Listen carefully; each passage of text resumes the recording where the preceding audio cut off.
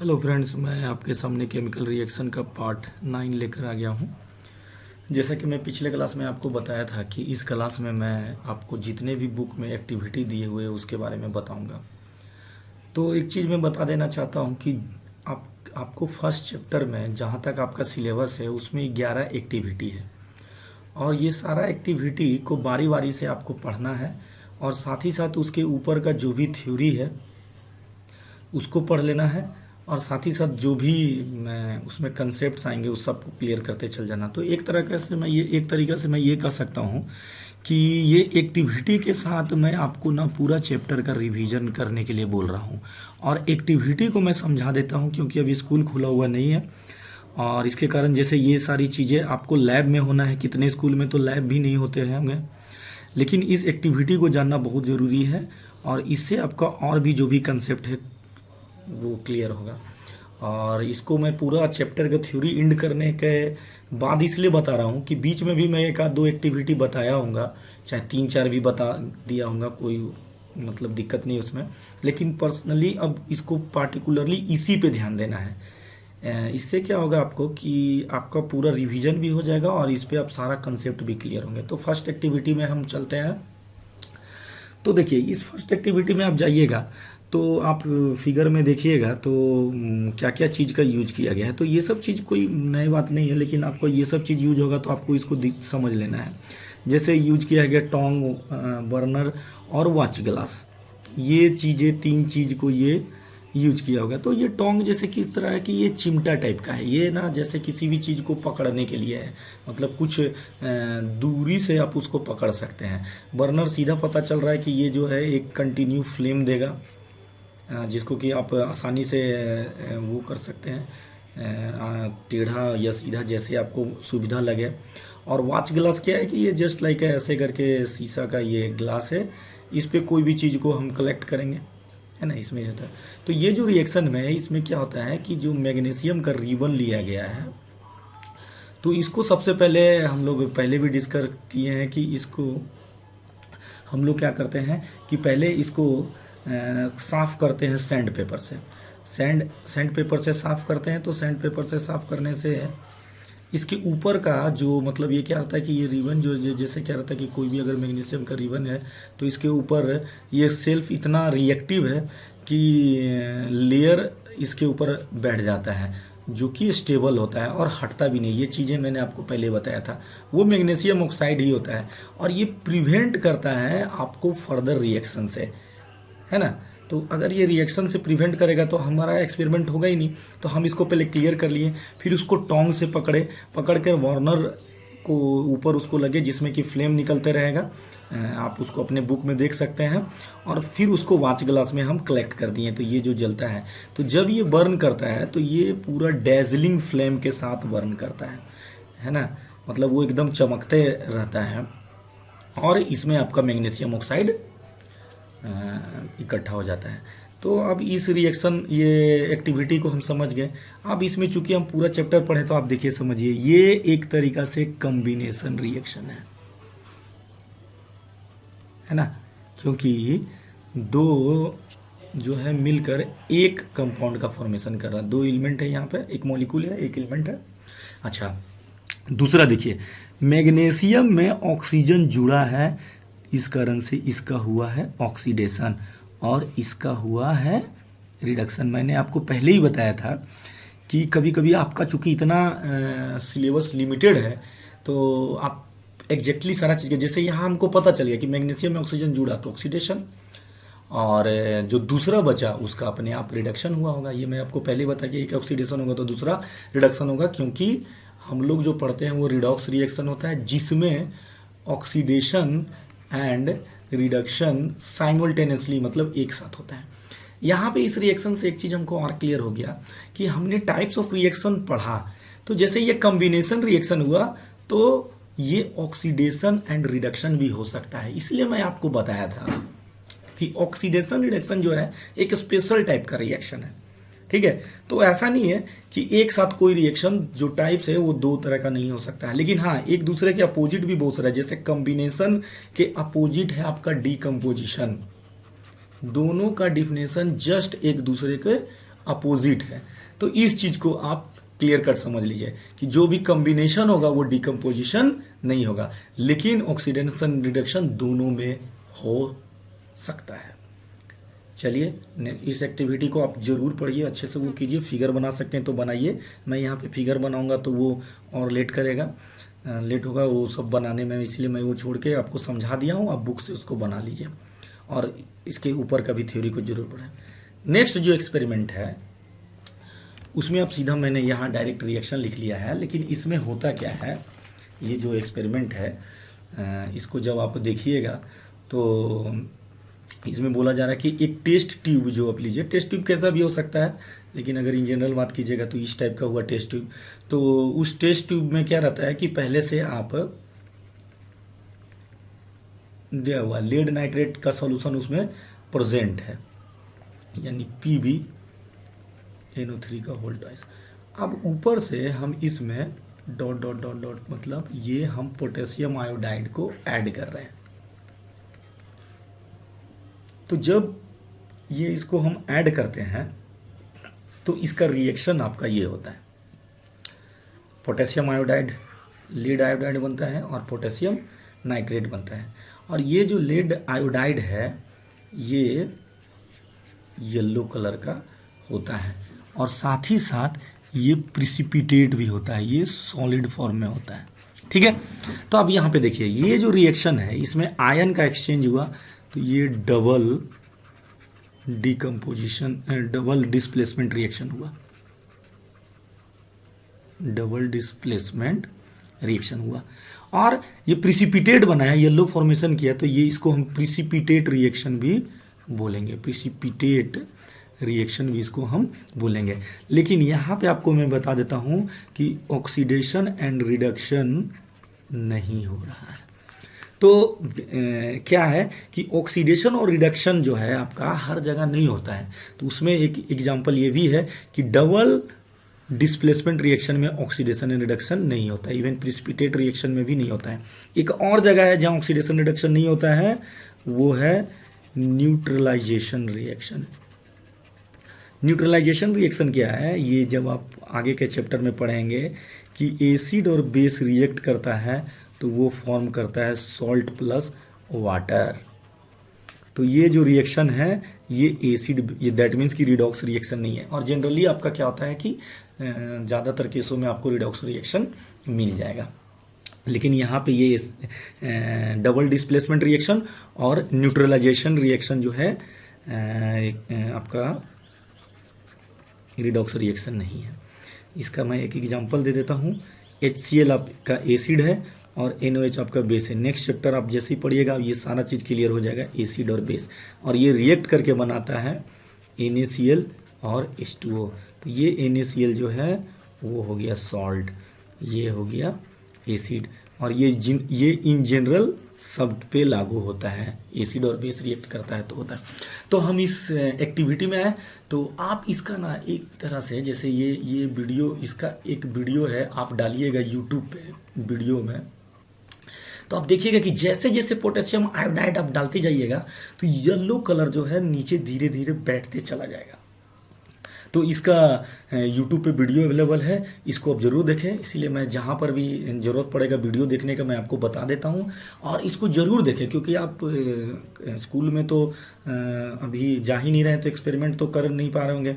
और कितने स्कूल हैं जहाँ ये सब किसी तरह का एक्सपेरिमेंट नहीं होता है, क्योंकि जितने भी एक्टिविटी है वो सब आपको स्कूल में एक्सपेरिमेंट करना है, लेकिन वो होता नहीं है। तो फिर भी इसमें क्या होता है कि ये छोटा छोटा बहुत सारे चीज़ों का नॉलेज इसमें होता है, और जब आप इसको यूट्यूब पे वीडियो पे देखिए तो ये आपको याद रहेगा, और ये हमेशा आपको याद भी रहेगा। तो इसको जरूर देखिए। तो यहाँ पे देखिए कलर चेंज हुआ। नेक्स्ट एक्टिविटी में हम आते हैं। तो इस एक्टिविटी में क्या बोला जा रहा है, सिंपल सा समझ लीजिए कि एक हम लोग लेते हैं कैनोनिकल फ्लास्क। तो फिगर में आप देखिएगा तो कैनोनिकल फ्लास्क जो है, यहाँ पे थोड़ा सा मैं बनाने का कोशिश करता हूँ, वो सिंपल ऐसे करके, ये ऐसे थोड़ा सा कैनोनिकल टाइप का होता है, यहाँ ऐसे करके ये बना, और ये हुआ। उसको फिर लॉक किया गया, इसमें ट्यूब डाला गया, और ये हुआ, इसको आप फिगर में देख लीजिएगा, है ना। और यहाँ पे आपका जिंक का ग्रेनुअल्स है यहाँ पे, और डाइल्यूट सल्फ्यूरिक एसिड इसमें डाला गया, डाइल्यूट। तो ये डाइल्यूट और कंसंट्रेटेड कब होता है वो सारा मैं नेक्स्ट चैप्टर में बताऊंगा। तो इसको आप देख लीजिएगा, ये कैनोनिकल फ्लास्क है, इसमें आपका कैनोनिकल फ्लास्क यूज हुआ। ग्लास ट्यूब, ये जो है ये आपका ग्लास का ट्यूब है, वही जो मैं बता रहा था डिफरेंट स्ट्रक्चर का आता है। और कॉर्क है, कॉर्क से इसको पैक किया गया है ताकि कुछ एक्स्ट्रा चीज़ें उससे निकले नहीं। अब इसमें क्या होता है कि ये जैसे बताया जा रहा है, तो इसको एक चीज़ क्या है कि डाइल्यूट जिंक के ऊपर से हम लोग डाइल्यूट हाइड्रोलिक एसिड को डालते हैं, और हम उसमें ऑब्जर्व क्या करते हैं कि जो H2 गैस है वो बाहर निकलता है। तो जब यहाँ लिक्विड से निकलेगा तो वो बुलबुला बुलबुला टाइप को आपको ये दिखेगा। तो यहाँ पे इसका रिएक्शन यही हो जाता है, जिंक सल्फेट का फॉर्मेशन होता है और यही H2 गैस जो है बाहर निकलता है, और साथ ही साथ ये जो है एनर्जी भी रिलीज करता है। तब ये एनर्जी रिलीज करता है, तो जब आप इस फ्लास्क को, जो कैनोनिकल फ्लास्क है, इसको छुइएगा तो आप फील कीजिएगा कि ये थोड़ा सा कोल्ड हो गया है। तो ये बताता है कि एनर्जी जो है यहाँ से रिलीज हुआ है। और यहाँ पे आप रिएक्शन देखिएगा तो देखिए जिंक में आपका ZnSO4 हुआ है, ऑक्सीजन का जुड़ना है, तो ये आपका यहाँ पे हो गया ऑक्सीडेशन, और H2SO4 यहाँ से गया हाइड्रोजन में, तो ये हुआ आपका रिडक्शन। मैं आपको पहले ही बताया था कि हाइड्रोजन और ऑक्सीजन जब मॉलिक्यूल में रहेगा तो उसका ऑक्सीडेशन रिडक्शन हो सकता है, वो आप देख लीजिएगा। तो ये ऑक्सीडेशन रिडक्शन हो गया। साथ ही साथ आप देख रहे हैं कि जिंक जो है हाइड्रोजन को डिस्प्लेस किया, तो ये डिस्प्लेसमेंट रिएक्शन भी है, डिस्प्लेसमेंट रिएक्शन, इसको ध्यान रखिएगा। और इसको आप गौर से देखिएगा, ये चैप्टर आपको आगे पढ़ना है। तो जिंक आपका मेटल है और हाइड्रोजन आपको नन मेटल है, यानी मेटल जो है यहाँ पे डिस्प्लेस किया है नन मेटल का। इस पॉइंट को याद रखिएगा क्योंकि आगे इसका डिस्कशन हो सकता है। तो ये जो पूरा एक्टिविटी है, ये आपको जो तीनों एक्टिविटी दिया गया है, ये आपको इसके लिए दिया गया था, एग्जाम्पल दिया गया था इंडिकेटर ऑफ केमिकल रिएक्शन, जिसमें मैंने आपको बताया था कि केमिकल रिएक्शन हो रहा है, टेक प्लेस कर रहा है, उसके लिए 3-4 चीज़ें का ध्यान रखना है। क्या क्या? जैसे कलर में चेंज, तो वो रिएक्शन हम देखें येलो कलर में बदलेगा। चेंज इन स्टेट, यानी कि गैस जो है बर्न करके मैग्नीशियम को जब हम जला रहे थे तो ऑक्सीजन गैस है और वो दोनों मिलकर फिर सॉलिड बन रहा था। हाइड्रोजन गैस इसी में रिलीज हुआ है, तो इवोल्यूशन ऑफ गैस। और एनर्जी का रिलीज होने से आप जो है जिस फ्लास्क में करिएगा या जिस कंटेनर में, तो उसमें आप देखिएगा कि वो गर्म या ठंडा होगा। तो यहाँ पे एक्टिविटी 3 तक आपको यही समझाने का कोशिश किया गया है। अब हम लोग चलते हैं नेक्स्ट एक्टिविटी में, एक्टिविटी नंबर 4। तो एक्टिविटी नंबर 4 में सिंपल सा ये एक्टिविटी है। देखिए हर एक्टिविटी आपका उतना कॉम्प्लेक्स नहीं है, ये छोटा सा एक्टिविटी है। इसमें हम लोग थोड़ा सा डिस्कस भी किए थे। अब देखिए इसमें जो जो चीज़ यूज हो रहा है, जैसे ये बीकर का यूज किया गया है। बीकर में हम लोग को क्या ये बताया जा रहा है कि कैल्शियम जो ऑक्साइड है वो नीचे में है, ये कैल्शियम, और इसमें फिर वाटर हम लोग डाले हैं। ये आपका कैल्शियम ऑक्साइड है और ये वाटर है। तो हम लोग ये रिएक्शन देख चुके हैं कि कैल्शियम ऑक्साइड जब वाटर से रिएक्ट करता है तो ये विग्रेसली रिएक्ट करता है, ठीक है, और फिर ये फॉर्म करता है कैल्शियम हाइड्रो ऑक्साइड का। और एक तरह से इसको देखिए तो ये आपका कम्बिनेशन रिएक्शन है। मैं ये इस तरह से बताते जा रहा हूँ क्योंकि ये सारी चीज़ें हम लोग पढ़ चुके हैं। और इसको जब आप देखिएगा तो यहाँ ऑक्सीडेशन रिडक्शन नहीं हुआ है यहाँ पे, यानी कि ये रिडॉक्स रिएक्शन नहीं है, ये रिडॉक्स रिएक्शन नहीं है। तो एक्चुअली क्या होगा कि आपको लग रहा होगा कि कैसे ये हम बता पा रहे हैं। तो मैंने आपको पहले ही बोला था कि आपका जो बेसिक है, जितना आपको मैंने बताया उससे आपका काम चल जाएगा। लेकिन जैसे क्या है कि थोड़ा सा मैं यहाँ पे जैसे पहले बता दिया वहाँ कि जैसे कम्बिनेशन या डिकम्पोजिशन रिएक्शन भी होगा तो भी रिडॉक्स रिएक्शन हो सकता है, लेकिन यहाँ पे ये नहीं है, ये कम्बिनेशन रिएक्शन है नहीं है। क्योंकि अगर आप वही आप जानते हैं ऑक्सीडेशन स्टेट, तो यहाँ पे किसी भी एलिमेंट का ऑक्सीडेशन स्टेट जो है वो चेंज नहीं हो रहा है। इसी कारण से यहाँ पे ऑक्सीडेशन जो है नहीं हो रहा है, ना ऑक्सीडेशन हो रहा है ना डिरेक्शन हो, चूंकि दोनों तो साइमल्टेनियसली प्रोसेस है। चलिए ठीक है, ये कॉम्बिनेशन रिएक्शन है। और आप जानते हैं कि इसके फर्दर इसका क्या रिएक्शन होता है कि ये जो कैल्शियम हाइड्रोक्साइड है वो एटमॉस्फेयर से CO2 लेके, मैंने ये पहले भी बताया, CuCO3 और वाटर का फॉर्मेशन करता है। और इसी के कारण जो हम लोग वाइट वॉश करते हैं वो शाइनी कलर आता है। तो ये इसको पढ़ लीजिएगा, ये बहुत ज़्यादा टफ नहीं है ये एक्टिविटी, ये सिंपल है, इसको देख लीजिएगा। और फिर हम आगे बढ़ते हैं नेक्स्ट एक्टिविटी में। अब आगे हम एक्टिविटी नंबर 5। तो जो एक्टिविटी नंबर 5 है ये आपका डिकम्पोजिशन में बताया गया है। इसको जैसे कि क्या है आप इस तरह से समझ लीजिए कि ये जो एक्टिविटी है इसमें क्या होता है। इसमें बोला जा रहा है कि जिस तरीका से उसमें हम लोग यूज किए थे टोंग का, इसमें भी हम लोग एक ट्यूब लेते हैं और उस ट्यूब में आपका फेरस सल्फेट को डालते हैं। तो फेरस सल्फेट मैंने आपको पहले भी बताया था कि फेरस सल्फेट जो स्टार्टिंग में रहता है वो एक हाइड्रस क्रिस्टल रहता है। हाइड्रस मतलब जिसमें वाटर है, और इसी के कारण इसका कलर होता है, और वो कलर है इसका ग्रीन। तो जब इसको हम हीट करते हैं तो वाटर पहले चला जाता है और ये फिर बन जाता है एनहाइड्रस सल्फेट। तब ये बन जाता है एनहाइड्रस, मतलब वाटर इसमें चला गया। और ये जो एनहाइड्रस सल्फेट होता है ये फिर कलरलेस, मतलब ये वाइट कलर का हो जाता है। और जब इसको हम फर्दर हीट करते हैं, मतलब और टेम्परेचर बढ़ाते हैं, तो ये फेरस ऑक्साइड, सल्फर डाइऑक्साइड और सल्फर ट्राइऑक्साइड 3 ऑक्साइड में बनता है।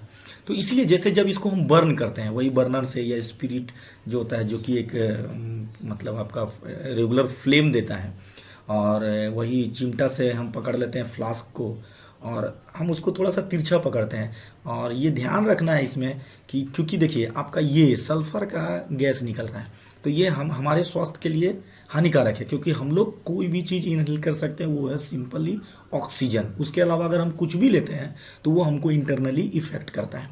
तो इस कारण से इसको हम इस तरीक़ा से पकड़े कि ये जो है न मेरे नोज की तरफ आए, और अगर हम क्लास में एक्सपेरिमेंट कर रहे हैं तो वो हमारे फ्रेंड की तरफ भी ना जाए। तो जेंटली क्या होता है कि आसानी से जो गैस निकल रहा है वो स्लोली आपका एटमॉस्फेयर में थ्रू कर जाता है और उसमें फिर वो मिल जाता है, तो हमको उसमें कोई इफेक्ट नहीं होता है। तो इस एक्टिविटी में यही बताया गया है कि आयरन सल्फेट को जब हम हीट करते हैं तो वो आयरन ऑक्साइड और सल्फर के 2 ऑक्साइड में चेंज होता है। तो इसको अगर आप गौर करें तो ये आपका डिकम्पोजिशन रिएक्शन है, क्योंकि एक टूट के 2 या 2 से अधिक प्रोडक्ट का फॉर्मेशन कर रहे हैं। और अब इसको अगर आप बोलिएगा कि ये ऑक्सीडेशन हो रहा है, रिडक्शन, तो यहाँ पे ये हो रहा है, यहाँ पे इसका ऑक्सीडेशन, और ये जो है यहाँ इसमें जाके होगा रिडक्शन। अब मैं मतलब क्या बताऊँ आपको, जैसे इसमें क्यों नहीं हुआ, तो ये थोड़ा सा अगर मैं बताने का कोशिश करूँ आपको, तो अगर आप समझ पाए तो देखिए ये Fe2+ है और ये SO4 है, ठीक है। ये Fe2+ और SO4 आपने अगर पढ़ा होगा, जो मैं आपको याद करने बोला था, तो ऑक्सीजन का -2 होता है। तो ये 2+ यहाँ है। अब यहाँ ओवरऑल SO4 पे 2- है, आपने सल्फेट का आयंस को 2- देखा होगा, तो ये यहाँ पे -8 हो गया, क्योंकि एक का 2 है तो 4 पे -8 है। और -2 को मेंटेन करने के लिए, यहाँ +6 होगा और ये +2 है। अब इसको अगर हम तोड़ने का कोशिश करें तो जैसे ये फार्मूला क्या है आप देखिए, Fe2O3, तो ऑक्सीजन का 2 था, इस पे गया तो जरूर आयरन का +3 यहाँ पे है और ऑक्सीजन का 2-, तब ये कंपाउंड बना, ठीक है। और इसको अगर हम कोशिश करें तो देखिए SO2 है तो ये -4, तो यहाँ +4 होगा, तभी टोटल 0 है। और ये SO3 है तो -6 +6। हाँ, ये थोड़ा सा आपको दिक्कत लगेगा, लेकिन फिर भी आप ये अगर थोड़ा सा समझने का कोशिश करें तो ऑक्सीजन का -2 होता है। तो आप क्या देख रहे हैं कि ये ऑक्सीडेशन स्टेट इसका +3 है, तो यहाँ +2 से +3 है, यानी बढ़ा है। इस कारण से जो बढ़ना होता है वो ऑक्सीडेशन कहलाता है। तो ये ऑक्सीडेशन हुआ। और यहाँ पे देखिए ये सल्फर का +4 हुआ SO2 में, जबकि SO3 में +6 है, और यहाँ पे भी ये +6 है। तो इसमें और इसमें तो कोई चेंज नहीं हुआ, लेकिन यहाँ पे चेंज हुआ। चेंज हुआ तो क्या हुआ, घटा है, इसीलिए ये रिडक्शन हुआ। तो मैं थोड़ा सा ट्राई किया इसको बस बताने का, आपको उतना इसमें बोधरिंग लेने का जरूरत नहीं है, लेकिन मैं केवल इतना बताना चाह रहा था कि डिकम्पोजिशन रिएक्शन हो रहा है और साथ ही साथ ऑक्सीडेशन रिडक्शन भी हो रहा है, रिडॉक्स रिएक्शन भी हो रहा है। तो मैंने आपको पहले भी बताया था कि ऑक्सीडेशन रिडक्शन जब भी आपसे पूछेगा तो वो लिमिटेड में पूछेगा, और उसको आप आसानी से सॉल्व कर सकते हैं बेसिक डिफिनेशन से। ऑक्सीजन का जुड़ना ऑक्सीडेशन, हाइड्रोजन का हटना ऑक्सीडेशन, और उसके रिवर्स ऑक्सीजन का हटना रिडक्शन, हाइड्रोजन का जुड़ना रिडक्शन। और थोड़ा सा मैं जो आपको उसमें बताया था उस क्लास में, तो उसको ध्यान रखिएगा तो आप बता सकते हैं। और ये बहुत ज़्यादा टफ नहीं है, लेकिन वही हो रहा है कि जैसे बीच बीच में ये कोई पक्का रूल नहीं है, इसका रूल आएगा, उसको अगर हम बताएंगे तो उसमें बहुत टाइम लग जाएगा। फिर भी मैं यहाँ पे थोड़ा सा समझा दिया हूँ ताकि आपको क्लियर कट समझ में आए कि ये मतलब कैसे हो रहा है। ऐसा नहीं है कि आप इसको बनाने लगे। चलिए ठीक है, ये एक्टिविटी हो गया, तो ये 6 नंबर एक्टिविटी हो गया। अब हम लोग नेक्स्ट 7, हर एक्टिविटी में आपका जो है एक रिएक्शन है, उस क्योंकि केमिस्ट्री का है तो रिएक्शन रहेगा ही रहेगा। अब इस एक्टिविटी में क्या है, आपको एग्जाम्पल उसी का है, डीकम्पोजिशन। आप देख रहे हैं कि ये टूट रहा है, तो डीकम्पोजिशन रिएक्शन का ही एग्जाम्पल है। आप इसमें क्या किए हम लोग कि इसको PbNO3 को हीट किए। इसको कैसे करके हम लोग वही बर्नर में लेके और ट्यूब में लेड नाइट्रेट को रख के, जिस तरीका से हमने आयरन सल्फेट को हीट किया था उसी तरीका से इसको भी हम लोग ने हीट किया, और हीट करने में NO2 और O2 गैस फॉर्म किया। वहाँ पे SO2 और SO3 गैस फॉर्म कर रहा था। तो ऐसा नहीं कि इसको भी, इसमें भी वही सावधानी बरतना है हमको कि हम थोड़ा सा तिरछा करके रखेंगे ट्यूब को, ताकि उससे गैस जो है निकल जाए। और ये आपका डिकम्पोजिशन रिएक्शन है। आप इसमें देखिएगा कि NO2 जो है वो आपका ब्राउन कलर का है, और वो जब निकलेगा तो आपको दिखेगा धुआं ब्राउन टाइप का दिखेगा, ये कलरलेस गैस है O2। ठीक है, तो आप इसका ध्यान रखिएगा, ये डिकम्पोजिशन है। और अगर फिर आप इसमें जानना चाहते हैं कि किसका ऑक्सीडेशन और किसका रिडक्शन हो रहा है, तो इसको देख लीजिए। ये यहाँ से इसमें गया और इसका हुआ है रिडक्शन, और यहाँ से ये हुआ है, इसका हुआ है ऑक्सीडेशन। क्योंकि मैं पहले बताया था कि जब O2 या H2 के रूप में प्रोडक्ट या रिएक्टेंट में ऑक्सीजन और हाइड्रोजन प्रेजेंट है तो ऑक्सीडेशन रिडक्शन इसका होगा। वो डिपेंड करता है कि ऑक्सीडेशन हो रहा है कि रिडक्शन, वो देखना होगा। तो यहाँ इसका ऑक्सीडेशन हुआ, यहाँ रिडक्शन हुआ, यहाँ पे कुछ नहीं हुआ क्योंकि यहाँ पे चेंज नहीं हो रहा है कोई भी ऑक्सीडेशन स्टेट का। लेकिन आपके लिए इंपॉर्टेंट है कि ये टूट के क्या बनता है। ईच एंड एवरी रिएक्शन आपको याद रहना है, ये बहुत इंपॉर्टेंट रिएक्शन है। जैसे यहाँ पे छोटा सा ही चीज पूछा तो ऑब्जेक्टिव में आपसे पूछ सकता है कि NO2 का कलर क्या होता है, तो वो ब्राउन है। मतलब बहुत ज़्यादा याद नहीं रखना है, लेकिन 2 4 5 तो हम लोग याद ही रख सकते हैं। जैसे कि जो येलो कलर था, मैंने उस रिएक्शन में जब बताया था कि जैसे हम पोटेशियम आयोडाइड को डालते हैं तो लेड आयोडाइड का जो फॉर्मेशन होता है वो येलो कलर का होता है। तो जब आप उसको देखिएगा तो आपको वो हमेशा के लिए याद रहेगा। अब एक्टिविटी नंबर 7, तो इस एक्टिविटी में मैं आपको बताया था पहले भी कि ये एक्टिविटी जो है ये इलेक्ट्रोलाइसिस ऑफ वाटर है। इसमें हम लोग देखे थे कि क्या क्या था। एक मग लिया गया था, चलिए मग जैसा भी वो करके है, और इसमें 2 होल किया गया था, उसमें ट्यूब डाला गया था पहले, और उसके पहले इलेक्ट्रोड रहता है।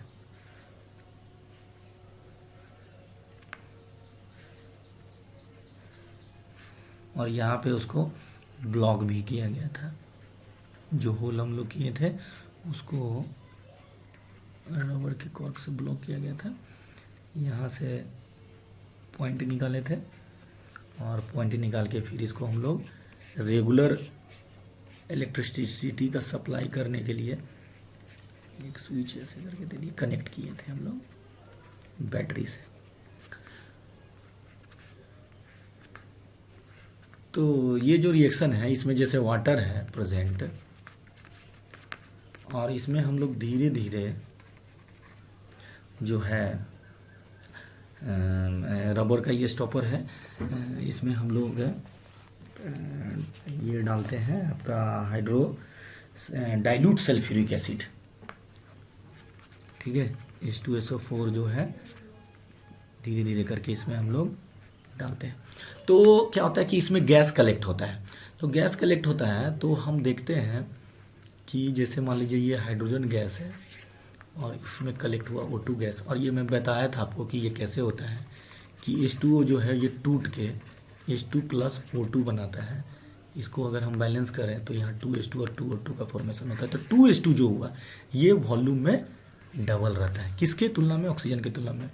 तो ये डिस्प्लेस कर देता है इस पूरे ट्यूब में जो वाटर रहता है उसको डिस्प्लेस करके वो अपना जगह बनाता है हाइड्रोजन गैस, और यहाँ पे जो होता है वो ऑक्सीजन गैस होता है। तो हम इसका फिर ये आपका इलेक्ट्रोड है और ये इलेक्ट्रोड आपका कार्बन का होता है। तो ग्रेफाइट रोड है, वही कार्बन का ही हुआ ग्रेफाइट रोड है ना। इसको कैथोड बोलते हैं, इसको एनोड बोलते हैं। ये अभी आपको पूरा डिटेल में नहीं पढ़ना है, लेकिन आप ये जान लीजिए आपका एक्सपेक्टेड दिया हुआ है। तो ये जो फॉर्मेशन होता है H2 और O2 का, तो जैसे मान लीजिए हमको पता नहीं कि कौन क्या गैस है, तो हम इसको चेक करते हैं। तो जैसे O2 गैस अगर रहा और आप इसको अगर फ्लेम के पास ले गए, जैसे मान लीजिए कि कोई फ्लेम है, इसके पास अगर आप ले गए O2 गैस को, तो ये क्या करेगा कि ये फिर से रीइग्नाइट कर देगा। इसको रीइग्नाइट करने का मतलब जैसे और तेजी से थोड़ा सा जलने लगेगा, तो वो O2 गैस का पहचान हो गया। और अगर H2 गैस रहेगा और उसके पास अगर आप फ्लेम को ले जाते हैं H2 गैस के पास, तो ये क्या करता है कि ये पॉप साउंड के साथ थोड़ा सा स्पीडली जलता है, यानी वायलेंटली जलता है। इसमें क्या होता है कभी कभी कि ये जो फ्लेम है उसको भी बुझा देता है, फ्लेम को भी ये बुझा देता है H2 गैस, यानी ये पॉप साउंड के साथ जलता है और थोड़ा वायलेंटली जलता है, जबकि O2 जो है स्मूथली जलता है और उसको और आगे बढ़ाता है। तो इस एक्सपेरिमेंट को देख लीजिएगा, और इसको मैं पहले भी बता चुका था, इसको पढ़िए अच्छे से, यही इसका है। नेक्स्ट एक्सपेरिमेंट में हम लोग आते हैं। तो ये जो नेक्स्ट एक्सपेरिमेंट है हमारा, ये एक्सपेरिमेंट सिमिलरली आपका मतलब दिया तो गया है एक एक्सपेरिमेंट के बारे में, लेकिन एकदम सेम एक्सपेरिमेंट होता है। हम ब्रोमीन को भी यूज करते हैं, तो यहाँ पे यूज करते हैं सनलाइट का, यहाँ भी होता है सनलाइट, तो ये फॉर्मेशन करता है सिल्वर प्लस ब्रोमाइड का। तो इसके लिए हम लोग जो रहता है रिएक्शन, उसमें क्या करते हैं कि एक चाइन डिस्क टाइप का बोल रहा है, तो वो सिंपल ऐसे मतलब एक बॉल टाइप का रहता है। यहाँ पे हम ले लिए सिल्वर क्लोराइड या ब्रोमाइड जो ले लें, और इसमें सन का लाइट आता है, तो फिर ये टूट के सिल्वर और क्लोराइड का फॉर्मेशन कर लेता है ये दोनों में। तो ये आपका अगर देखा जाए तो इसमें हम लोग एनर्जी दे रहे हैं, तो ये क्या रिएक्शन हो गया? इंडोथर्मिक। और अगर दूसरे में बात करते हैं तो ये है आपका डीकम्पोजिशन रिएक्शन। और साथ ही साथ आपको मैं बता देता हूँ कि यहाँ पे ये इसका हो गया रिडक्शन, और यहाँ ये हो गया ऑक्सीडेशन, इसका रिडक्शन और इसका ऑक्सीडेशन। चलिए वो बात की बात है। तो ये जो रिएक्शन है ये इम्पॉर्टेंट है, क्योंकि ये हमारा काम आता है फोटोग्राफी, मतलब जैसे जो हम फोटो खिंचाते हैं और जो निगेटिव बनता है उसमें यही रिएक्शन टेक प्लेस करता है। इसमें एक्चुअली होता क्या है कि जब उसमें आपका सन का लाइट जाता है तो जो सिल्वर आयंस में टूटता है, ये जैसे यहाँ पे क्या है कि देखिए ये Ag प्लस है और Cl माइनस है, दो आयंस जो हैं ये टूट के प्रेजेंट होता है। तो ये सिल्वर जो है, सिल्वर ये एक ऐसा लेयर बनाता है जिसमें कि आपका सनलाइट पार नहीं कर सकता है। तो आप देखते होंगे निगेटिव को, अगर आप ऐसे सनलाइट में देखते होंगे तो जो फिगर खिंचाता है वो आपको ऐसे करके, मतलब जो भी आपका फिगर दिखेगा, हाफ लिए तो हाफ ऐसे करके जो भी है दिखेगा, है ना। तो वो मैंने एक जगह पे ये दिखेगा, यहाँ से सनलाइट पर, और बाकी सब आपको खाली दिखेगा। तो ये यही जो होता है वो सिल्वर प्रेजेंट रहता है इसमें। तो ये जो रिएक्शन है ये यूज होता है आपको फोटोग्राफी के लिए। नेक्स्ट एक्टिविटी 9 एक्टिविटी है। तो 9 नंबर एक्टिविटी में जो है उसको अगर आप देखिएगा तो क्या बताया जा रहा है मैं आपको बताता हूँ। जैसे ट्यूब में जो भी ट्यूब अब जैसा भी रहे, बोला जा रहा है कि ए ट्यूब और बी ट्यूब, जिसे 2 ट्यूब आप रखें, ठीक है, और दोनों में कॉपर सल्फेट का सॉल्यूशन हम लोग रख रहे हैं, दोनों में एक ही चीज परसेंट कॉपर सल्फेट। तो ये स्टार्टिंग में आपको दोनों जो है कॉपर सल्फेट का सॉल्यूशन जो है वो ब्लूइश कलर का दिखेगा, ब्लू कलर का दोनों दिखेगा। अच्छा, और क्या बोला जा रहा है कि 3 जो है आप आयरन का नील ले लें, माने जो कांटी होता है ना वो, ये आयरन का नील है 3, उसमें से 2 को आप डुबो दे। इसमें डुबाने के लिए आप थ्रेड से बांध करके डुबा सकते हैं, है ना, ऐसे वैसे करके थ्रेड से बांध के डुबा दिए, यहाँ से पकड़े हुए हैं जो भी छोड़े, और इसको 20 मिनट छोड़ दें। आफ्टर 20 मिनट्स जब आप निकालिएगा तो आप क्या पाइएगा कि मान लीजिए ये दोनों को हम ले गए थे, है ना, इन दोनों को हम ले गए थे, तो पहले आप अगर नेल का कंपैरिजन कीजिएगा तो ये वो नेल है जिसको कि हम लोग कुछ नहीं किए थे, और ये वो नेल है जिसको कि हम लोग आयरन सल्फेट में वो किए। तो आप देखिएगा कि इसके ऊपर एक लेयर जमा हुआ है जो कि ब्राउनिश है, यानी ये ब्राउन कलर का है। तो इससे आप कंपैरिजन किए तो ये एकदम सिंपल था और ये ब्राउन कलर का हो गया। दूसरा सॉल्यूशन को आप देखिएगा तो ये तो इसको तो कुछ किया ही नहीं है, तो ये ब्लू कलर का है, और ये सैड हो जाता है, मतलब सॉरी फैड हो जाता है। फैड करने का मतलब ये ब्लू से मतलब हल्का लाइटली ब्लू हो जाएगा, मतलब बहुत ही हल्का, आपको सीधा उसमें डिफरेंस समझ में आएगा। तो ये एक्चुअली हुआ क्या, क्योंकि आयरन जो है वो कॉपर सल्फेट को जैसे ही आप डालें तो कॉपर सल्फेट को डिस्प्लेस करके आयरन सल्फेट और कॉपर बना लिया। दैट मीन्स ये रिएक्शन आपको क्लियर कट समझ में आ रहा है कि ये डिस्प्लेसमेंट रिएक्शन है। और अगर आप बात करते हैं तो ये यहाँ से इसमें क्या ऑक्सीजन जुड़ा, तो ये हुआ ऑक्सीडेशन और इसका हुआ है रिडक्शन। तो इसको आसानी से आप पढ़ के समझ सकते हैं, कोई बहुत ज़्यादा टफ चीज़ है नहीं है। नेक्स्ट एक्सपेरिमेंट, ओह सॉरी, इसमें फिर मैं इसको नहीं लिखा, ये एक्चुअली ऐसे है Na2SO4 plus BaCl2 NaCl plus BSO4। तो इस रिएक्शन में आपको मतलब बताया जा रहा है कि सिंपल, इसको अगर आप देखिएगा तो सोडियम सल्फेट को एक टेस्ट ट्यूब में लिया गया है और दूसरे टेस्ट ट्यूब में लिया गया है बेरियम क्लोराइड को, और दोनों को फिर मिक्स किया गया है। तो जैसे ही आप मिक्स कीजिएगा तो ये क्या होता है कि ये सोडियम जो है बेरियम को मतलब, और सोडियम और बेरियम आपस में आयन एक्सचेंज करके सोडियम क्लोराइड और बेरियम सल्फेट बनाता है ना। और ये जो है आपका डबल डिस्प्लेसमेंट, आपको क्लियर कट समझ में आ रहा है कि ये डबल डिस्प्लेसमेंट रिएक्शन है, और डबल डिस्प्लेसमेंट है तो यहाँ पे रिडॉक्स रिएक्शन नहीं होगा। और ये जो आपका बेरियम सल्फेट है ये प्रिसिपिटेट के रूप में नीचे बैठ जाएगा और इसका कलर जो है वो वाइट होता है। तो ये प्रिसिपिटेट जैसे ही बनना स्टार्ट हो जाता है तो समझिए कि आप रिएक्शन जो है टेक प्लेस कर रहा है, यानी जी रिएक्शन जो है वो प्रोसीड कर गया है। तो ये सिंपल है, आप इसको देख लीजिएगा, एक बार पढ़ लीजिएगा। नेक्स्ट में जो है ये Cu प्लस O2 का है। तो इसमें क्या होता है कि जो आपके मतलब दिया गया एक्टिविटी में उसको आप देखिएगा तो हीट किया जा रहा है कॉपर को। तो कॉपर को हीट किया है तो यहाँ पे कुछ चीज़ें जो है वो दिया गया, जैसे कि एक बोला जा रहा है आपका वायर गॉज। तो वायर गॉज कुछ नहीं होता है, ये आप ऐसे से करके इसमें छोटा पतला लोहा का रहता है और ऐसे से बना रहता है, तो ये वायर गॉज हो गया।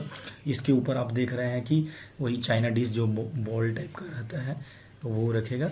और इस पे बोला जा रहा है कि ये जो है आपका ट्री पैड स्टैंड है, ट्राईपैड स्टैंड जो है वो सिंपल ऐसे करके ऐसे ये स्टैंड होता है, इसके ऊपर हम लोग किए और यहाँ पे फिर हम लोग वही बर्नर से इसको हीट करते हैं। तो ये हीट करने में सिंपल है कि कॉपर जो है ऑक्सीजन से बर्न करता है, तो ऑक्सीजन से रिएक्शन करके कॉपर ऑक्साइड का फॉर्मेशन करता है, और ये जब फॉर्मेशन होने लगता है तो कलर चेंज होता है और ये जो होता है ये ब्लैक कलर का हो जाता है। और ये रिएक्शन सिंपल कॉपर और ऑक्सीजन मिला है तो ये आपका एक कंपाउंड बना रहा है, तो ये आपका कॉम्बिनेशन रिएक्शन है। और साथ ही साथ आप देख रहे हैं कि कॉपर में ऑक्सीजन जुड़ा है तो ये ऑक्सीडेशन है और ये आपका रिडक्शन है।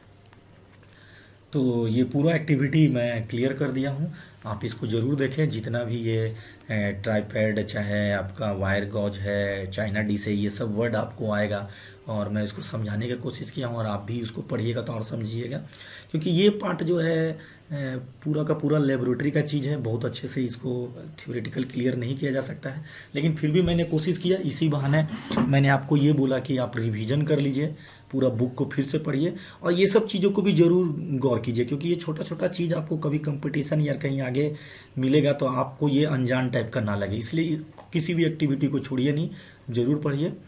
और जो नेक्स्ट वीडियो है मैं उसमें आपका जो एनसीईआरटी का प्रॉब्लम है, यानी एक्सरसाइज का जो प्रॉब्लम है उसी के बारे में बताऊंगा।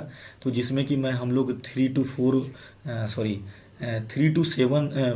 7 जो है हम लोग डिस्कस कर चुके हैं, और अभी जो आपका सिलेबस हटा है उसमें 18, 19 और 20 ये 3 प्रॉब्लम आपको पढ़ना नहीं है।